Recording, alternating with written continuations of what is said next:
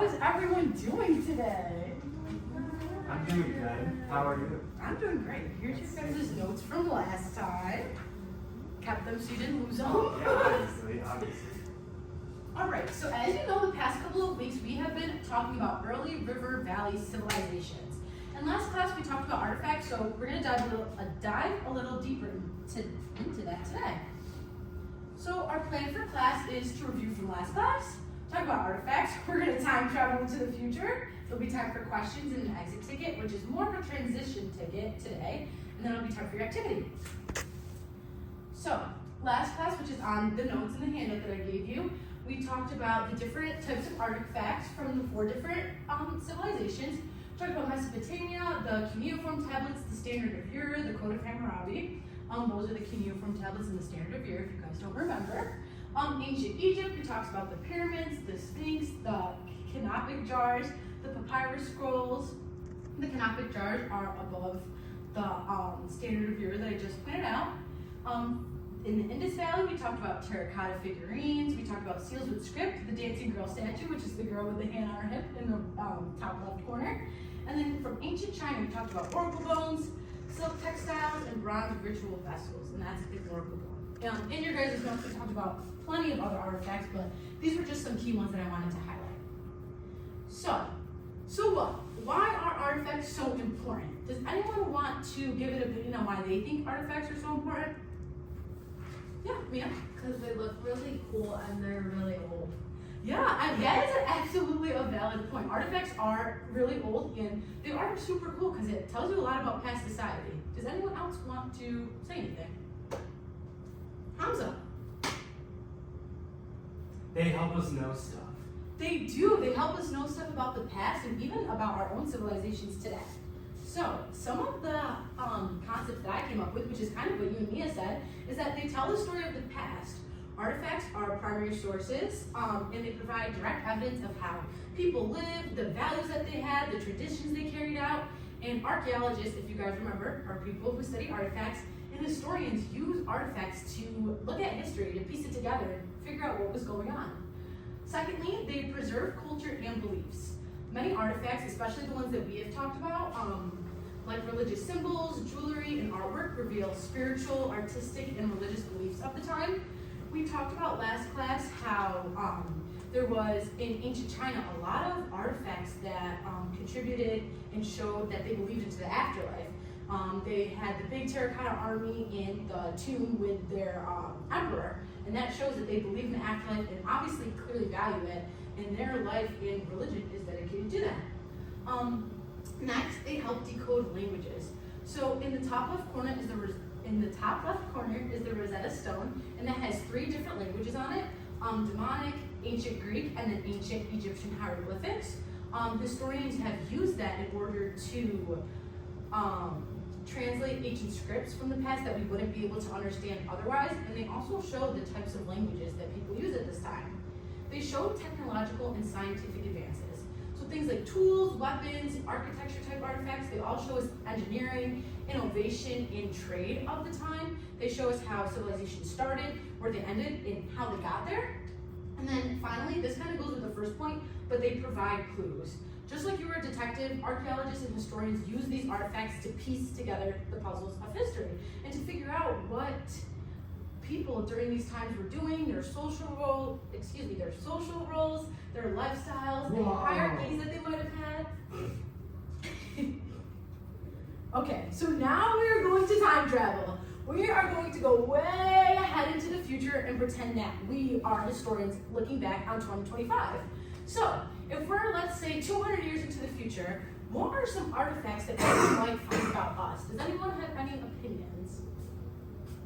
Yeah, Mia? I saw on my mom's phone like those giant cars that are like really gray and super big, and like you can plug them in. Yes, we'll talk about that in a second. Yes, an electric vehicle. That's a very good one because you'll definitely see those in the future with how long they last. Does anyone else have anything that they might find 150 years from now, from today? Maybe something from your house or anything else that you guys might think of. Hamza. Wait, what was the question? No, What- like actually. No, what are some artifacts, if you were a historian 200 years from now, looking back on 2025 and how our life is, what are some artifacts that they might find about us? Just like we find An iPhone. an iPhone. That is a good one. I feel like everyone has some sort of smartphone or technological device. So that's a good point because it brings me into what some of the things that I said were. First of all, just like you said, technology, smartphones, computers, hard drives, an Alexa, Ring cameras, satellites in the sky. This is stuff that everyone or almost everyone in our culture has. We're a very, very, very technologically advanced culture in society.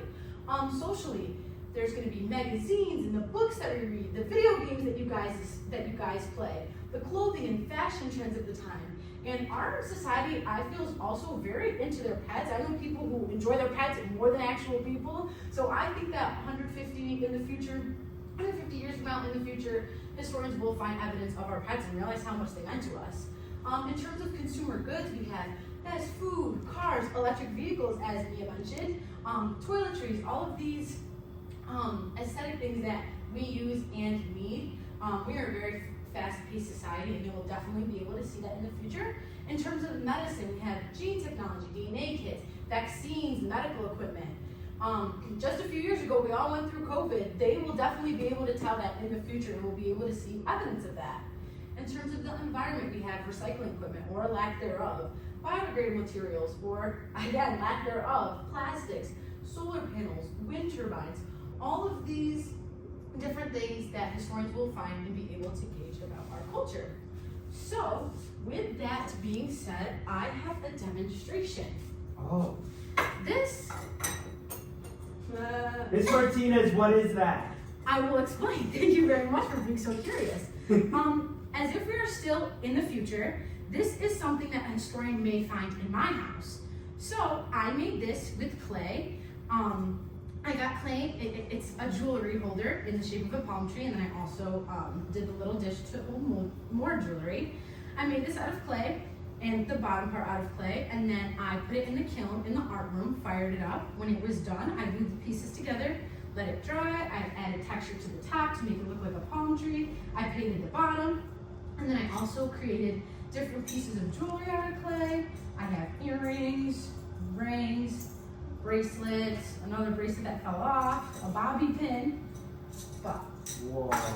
as I said before, so what? What is the point of this? What is the point of an artifact? Well, I think something like this would show historians in the future how I personally lived my life and some of the things that were present in our culture. As I said, this is a jewelry holder. So this is a ring that I wear every day. If this ring was on the jewelry holder and they found it in my house and they looked at it, they would notice that a diamond's missing. They would notice that it has scratches. They would notice that it's not polished greatly. So they'd be able to understand that it's an everyday object that I clearly value. If they knew that ruby was associated with the July birthstone, they would understand that I either have a birthday in July or someone who I care about has a birthday in July. My necklace, also something that I wear daily. They would know my name if they saw this. My other charm says, I heart my sister, so they would understand that I have a sibling and that they obviously mean a lot to me. This is something unlike anything that you would find in the past. They did not have jewelry holders. They did not have big gold hoop earrings, and they definitely did not have rings with pineapples on them. But what they did have is different types of jewelry. But the jewelry from the past was so different. If you guys remember, especially in like the Indus River Valley, their jewelry was made out of sandstone and carnallite and lapis and limestone and was in long like beaded forms. Versus this kind of jewelry, well, this is all fake, but the jewelry that we wear is more of like cubic zirconia and like gold and silver, and a lot of it is not real. In the past, the people who did have pure gold and pure material like jewelry were people of high status, royalty, really high up on the social hierarchy. But in our society, almost everyone wears jewelry. You do not need to be of high status to wear it. So with that being said, we are going to get into our activity. It is your turn. You guys are going to be creating an artifact just like I did. Don't get worried, don't worry, I'll explain everything. But in your groups that we worked on yesterday. So, here are some of the requirements that I have for the artifact. So the artifact must be tangible, which means you can touch it. It's 3D. It's not just a piece of paper or a drawing on a piece of paper. And the artifact has to also be created with the classroom materials that I give you. So this is my bag of goodies here. I have clay, I have Post-it notes, I have crayons, I have markers, and a hot glue gun, and cardboard, and anything that you guys may need in there to create your artifacts. If you guys want to do what I did and use the kiln, that is totally okay. When you guys come up to me to present your ideas, just let me know. As long as it's a smaller object, we can definitely get you in there if you ask the art teacher nicely. The next requirement is each group member and myself must approve of the idea you come up with. I don't want anyone to be unhappy in your group. Work together. This is a team project. You guys got this. The artifact can either be from one of the 4 early river civilizations that we talked about, or from today's society, but it obviously has to be accurate about the time period that we're talking about. We should not find an iPhone in ancient China. If an early river, if you're gonna do an early river civilization artifact, you just need to say how you made it, compare and contrast to a present day one, and then also explain its significance. If you're going to do a present day artifact, like I did, it's the exact same thing, except you're gonna be comparing and contrasting to the past. And then after you come up with all of your ideas, your artifact is complete, you guys are going to give me a 1 to 2 minute presentation about your artifacts and the key details that I listed, and then each group member must participate. This is not supposed to be anything that's scary. You guys got this. You're talking to a group. It's just 15 seconds, even if you guys each want to talk about one specific detail about your artifact, that is fine with me. And then these are just your steps to success. I just explain the requirements in a way that you guys can check them off if you would like. And then I also have a hard copy of the directions, which I'm going to hand out to you with your exit ticket, because that is going to be your next step. So that is for you, hard copy and an exit ticket, hard copy and an exit ticket, and a hard copy and an exit ticket. Of course.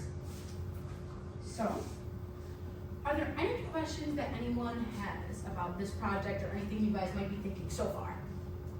Okay. Well, if there's any questions that you guys have but just don't want to say out loud, that's what the exit ticket is for. You can also say anything that's confusing, something you may have learned, concerns, group problems, artifact ideas, anything in relation to this activity. You guys can write it up. You guys can write it on the exit ticket and then hand it to me. Once all exit tickets are handed in, I'll put the groups on the board and you guys can get together and start working.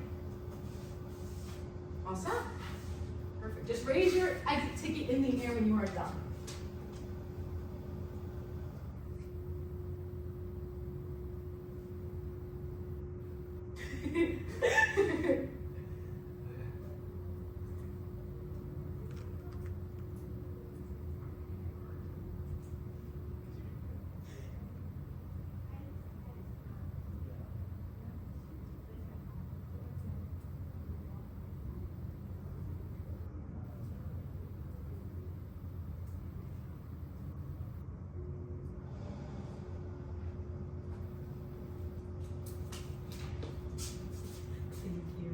Thank you, Rosa.